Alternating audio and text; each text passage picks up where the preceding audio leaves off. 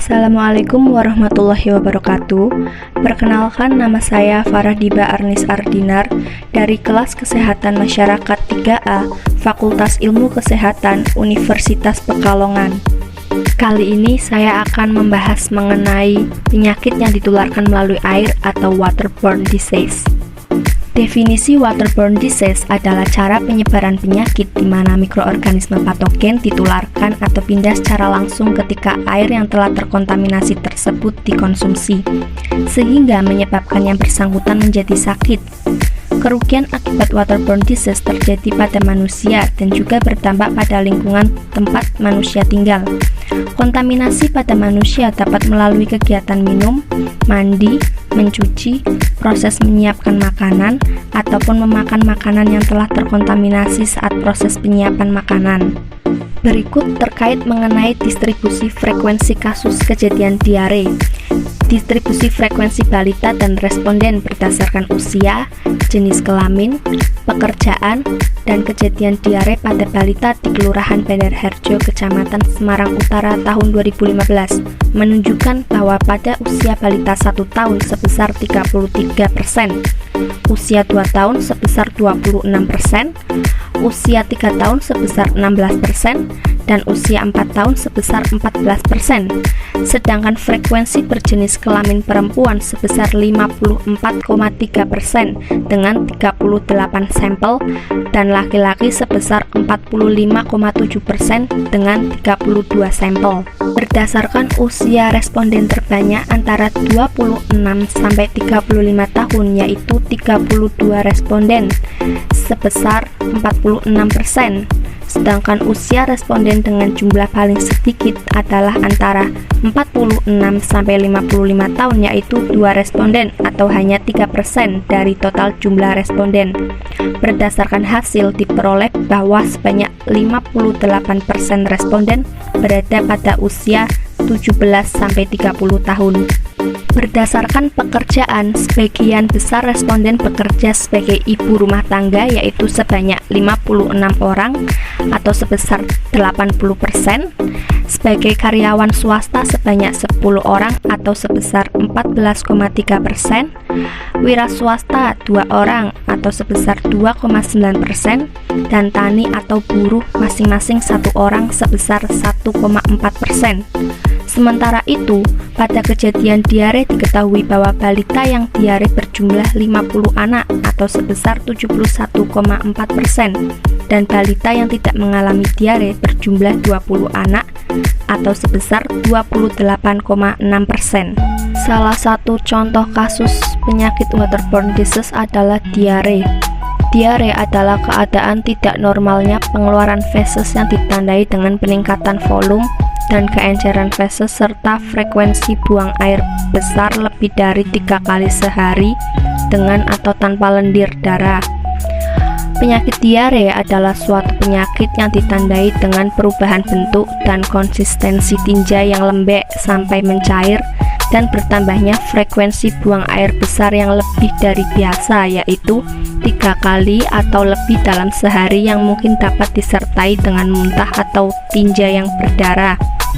Penyakit diare dapat berupa infeksi yang disebabkan oleh virus, bakteri, dan lain sebagainya. Rotavirus, Escherichia coli, Shigella sp, dan parasit Entamoeba histolytica merupakan mikroorganisme tersering penyebab diare pada anak. Penyakit ini juga termasuk dalam waterborne disease. Diare dapat mengakibatkan demam, sakit perut, penurunan nafsu makan, rasa lelah, dan penurunan berat badan. Diare dapat menyebabkan kehilangan cairan dan elektrolit secara mendadak, sehingga dapat terjadi berbagai macam komplikasi, yaitu dehidrasi, kerusakan organ, bahkan sampai koma. Yang berikutnya mengenai cara penularan diare. Sebagian besar penularan diare disebabkan oleh virus dan bakteri, ditularkan melalui fekal oral dengan mekanisme media air dan melalui tinja yang terinfeksi. Kuman penyakit diare dapat ditularkan melalui air dan makanan yang tercemar, tangan yang tidak bersih, buang air besar di sembarang tempat, serta tempat makanan dan minuman yang kurang bersih. Memakan makanan sisa dari beberapa hari yang lalu juga dapat menjadi salah satu cara penularan diare. Diare dapat terjadi bila seseorang menggunakan air minum yang sudah tercemar, baik sudah tercemar dari sumbernya, tercemar dalam perjalanan sampai ke rumah, atau tercemar pada waktu penyimpanan di rumah. Tinja yang sudah mengandung virus dan bakteri yang apabila dihinggapi hewan, lalu hewan tersebut hinggap di makanan yang jika termakan, maka akan masuk ke dalam tubuh sehingga orang tersebut kemungkinan akan terkena diare. Kemudian ada faktor risiko yang dapat menyebabkan diare. Yang pertama, faktor lingkungan. Kejadian diare disebabkan oleh kondisi lingkungan yang tidak sehat. Faktor lingkungan yang dominan dalam penyebaran penyakit diare pada anak yaitu pembuangan tinja dan sumber air minum. Pengelolaan tinja yang kurang diperhatikan disertai dengan cepatnya pertambahan penduduk akan mempercepat penyebaran penyakit yang ditularkan melalui tinja seperti diare. Pembuangan tinja yang sembarangan juga akan menyebabkan penyebaran penyakit melalui berbagai macam cara, baik melalui air, tangan, maupun tanah yang terkontaminasi oleh tinja dan ditularkan lewat makanan dan minuman melalui vektor serangga. Selain itu, buruknya saluran pembuangan air limbah memudahkan penularan diare dan membuang sampah sembarangan akan menjadikan risiko timbulnya vektor bibit penyakit sehingga ada hubungannya dengan kejadian diare. Yang kedua ada faktor sosiodemografi. Berpengaruh terhadap kejadian diare pada anak yaitu pendidikan dan pekerjaan orang tua serta umur anak. Semakin tinggi tingkat pendidikan yang dimiliki, maka perilaku pencegahan terhadap penyakit diare akan semakin baik.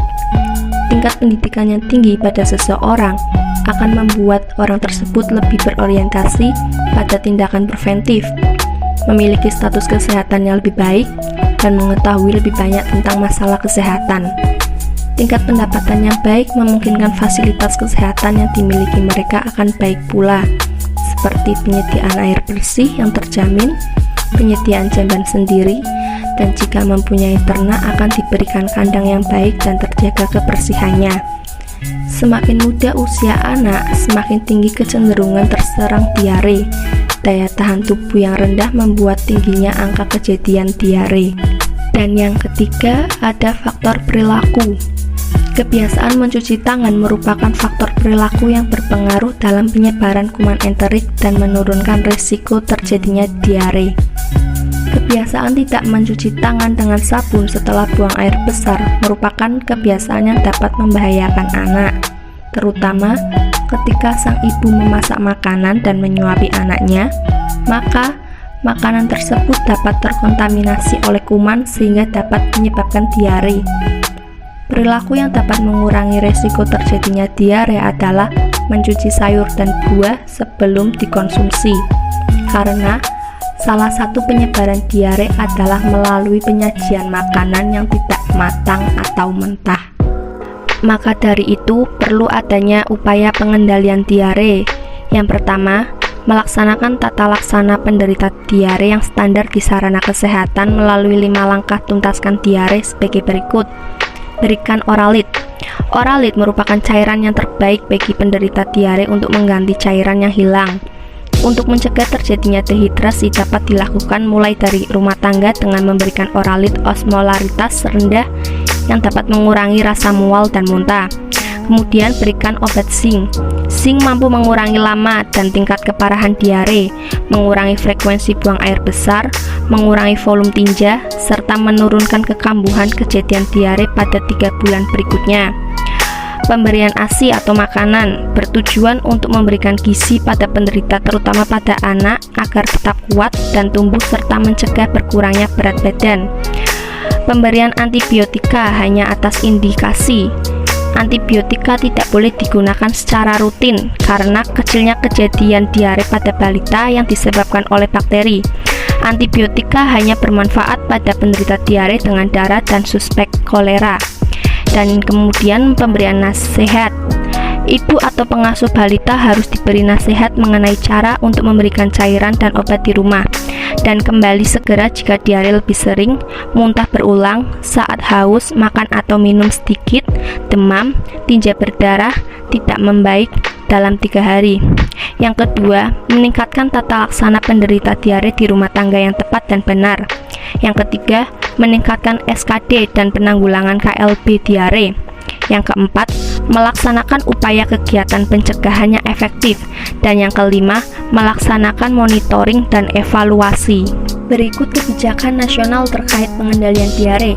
Kebijakan yang ditetapkan pemerintah untuk menurunkan angka kesakitan atau morbiditas dan angka kematian atau mortalitas karena diare adalah: yang pertama, melaksanakan tata laksana penderita diare yang standar, baik di sarana kesehatan maupun masyarakat atau rumah tangga. Yang kedua, melaksanakan surveillance epidemiologi dan penanggulangan kejadian luar biasa atau KLB. Yang ketiga, mengembangkan pedoman pengendalian penyakit diare. Yang keempat, meningkatkan pengetahuan dan keterampilan petugas dalam pengelolaan program yang meliputi aspek manajerial dan teknis medis. Yang kelima, mengembangkan jejaring lintas program dan sektor. Yang keenam, pembinaan teknis dan monitoring pelaksanaan pengendalian penyakit diare. Dan yang ketujuh, melaksanakan evaluasi sebagai dasar perencanaan selanjutnya. Adapun kebijakan internasional terkait pengendalian diare. Menurut Badan Kesehatan Dunia atau World Health Organization atau WHO, dipublikasikan 5 lintas penata laksanaan diare. Di antaranya, yang pertama, pemberian cairan yang adekuat. Yang kedua, pemberian suplemen zinc. Yang ketiga, lanjutkan nutrisi yang sesuai. Yang keempat, pemberian antibiotik bila diperlukan. Dan yang kelima, edukasi orang tua. Sekian penjelasan yang dapat saya sampaikan. Terima kasih. Wassalamualaikum warahmatullahi wabarakatuh.